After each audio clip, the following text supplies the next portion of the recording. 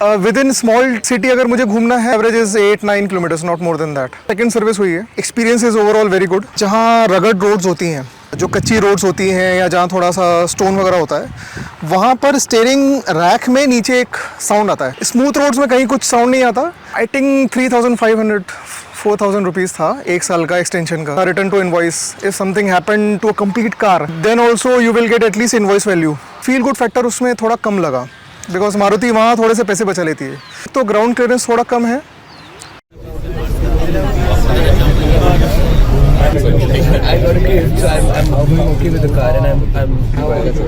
Hi guys, this is Harsh. I have a Hyundai Verna.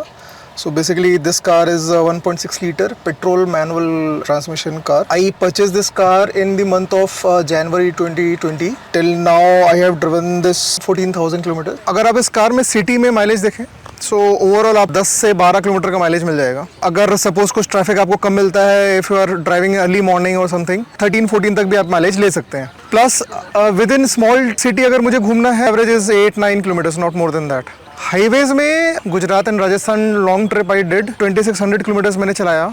Overall mileage I got 19, जो भी to and fro जो mileage था overall मुझे 19 का मिला। हाईवेज में it has a very good mileage. Plus उसमें एडवांटेज आपको क्रूज कंट्रोल कंटिन्यू मिल जाता है, आपको लॉन्ग रेंज मिल जाती है, स्पीड कांस्टेंट रखने के लिए मिल जाता है, तो ऑटोमेटिकली आपका वो माइलेज इंप्रूव हो जाता है उसमें। सेकंड सर्विस हुई है, experience is overall very good. तो सर्विस में मुझे एक अभी चीज़ इसमें आई फील दैट जहाँ रगड रोड्स होती हैं, जो कच्ची रोड्स होती हैं या जहाँ थोड़ा सा स्टोन वगैरह होता है, वहाँ पर स्टीयरिंग रैक में नीचे एक साउंड आता है, हल्का हल्का एक रैटलिंग टाइप का साउंड आता है, बहुत बहुत फाइन साउंड आता है वो।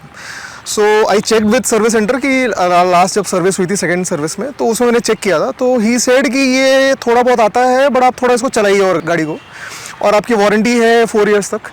तो बोले अभी आपको उसमें कुछ टेंशन लेने की ज़रूरत नहीं है, थोड़ा साउंड जब बढ़ेगा तो then they will replace some part inside the steering rack and वो साउंड चला जाएगा। तो बोले अभी उतना साउंड आता नहीं है। स्मूथ रोड्स में कहीं कुछ साउंड नहीं आता, सो वो एक है। उन्होंने बताया था कई क्रेटास में भी वो कंप्लेन आती है स्टीयरिंग रैक के जो नीचे रैटलिंग साउंड है, तो that it will be rectified accordingly.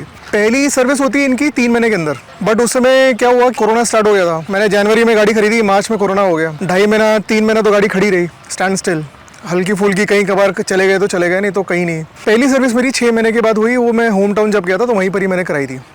वो थोड़ा डिले हुआ, तो वो थोड़ा सा सब्सिक्वेंटली डिले होता गया। देन सेकंड सर्विस भी मेरी 3 महीने डिले हुई, देन थर्ड सर्विस भी मेरी 3 महीने डिले हुई। सो मेरी 3 फ्री सर्विस तो कंप्लीट हो गई है। अब नेक्स्ट जो है that is paid service. So usually जनवरी में होनी चाहिए, तो मार्च में हो जाती है।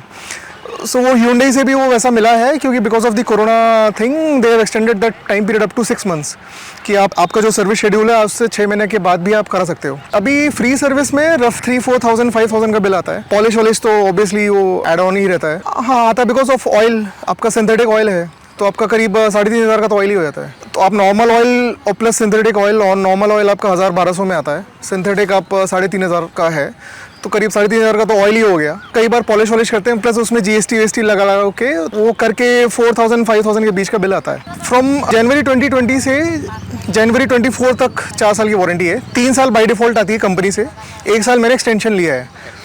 5th year I can extend, वो मेरे पास ऑप्शनल है। वो 4 साल की सर्विस खत्म होने से पहले I can opt for that. I think 3,500-4,000 rupees था 1 साल का एक्सटेंशन का सर्विस का। सो इंश्योरेंस इसमें कंप्लीट इंश्योरेंस है।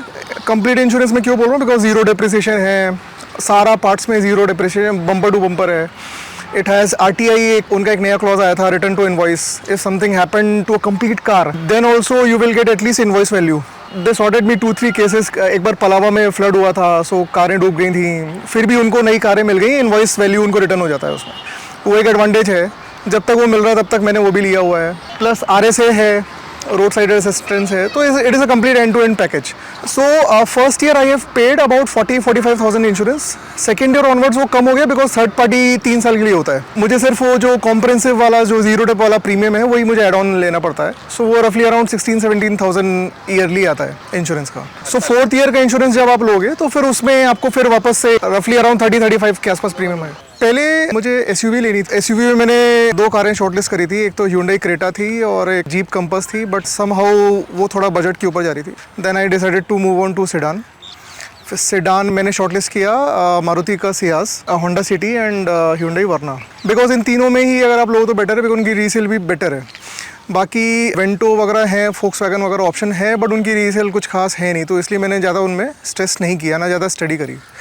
सो मैंने इन तीनों में ही कंपेयर किया, इन तीनों में ही मैंने फिर जो भी डीलर्स है, जो नेगोशिएशंस वगैरह थे, वो इनमें ही मैं कर रहा था। बाद में फिर मुझे उस समय इसमें डील जो मिली सबसे बेस्ट मुझे इसमें मिली। प्लस ओवरऑल कंफर्ट अगर आप देखें ड्राइवर्स का, सिंस मेरा जो पर्सपेक्टिव है ये है कि एक तो मेरी छोटी फैमिली है, एक वाइफ है, एक बच्चा है, सो जो भी है लोग सामने ही ज़्यादा बैठने वाले हैं, पीछे नहीं बैठने वाले। सियाज मैंने इसलिए नहीं ली बिकॉज सियाज समहाउ मैंने जब टेस्ट ड्राइव लिया, सो बिकॉज उसकी लेंथ ज़्यादा है और प्लस वाइड भी ज़्यादा है, थोड़ा सा मुझे उसमें ड्रैग महसूस हुआ जब मैं हाई स्पीड में कर्व ले रहा हूँ। सो मुझे ऐसा लगा कि कार थोड़ी सी ज़्यादा ड्रैग हो रही है, वो एक मुझे फील हुआ था ड्यूरिंग दिस टेस्ट ड्राइव, हल्की सी ड्रैग होती है वो एक मुझे थोड़ा सा महसूस हुआ। खासकर इसी रोड में मैंने टेस्ट ड्राइव लिया था, तो जब ये टर्न होता है यहाँ पर, सो जब मैंने शार्प टर्न 80-90 की स्पीड में लिया तब वो थोड़ी सी ड्रैग लगी मुझे। समहाउ वो थोड़ा मुझे फील गुड फैक्टर उसमें थोड़ा कम लगा, बिकॉज मारुति वहाँ थोड़े से पैसे बचा लेती है, थोड़ा कॉस्ट इफेक्टिव करने से जैसा भी है, तो वहाँ थोड़ा सा वो मुझे ऐसा लगता है कि मारुति थोड़ा बहुत उसमें कॉस्ट सेविंग करती है, चीज़ों को थोड़ा प्रीमियमनेस नहीं आता है उसमें, वो इशू है। So then I move to Honda city.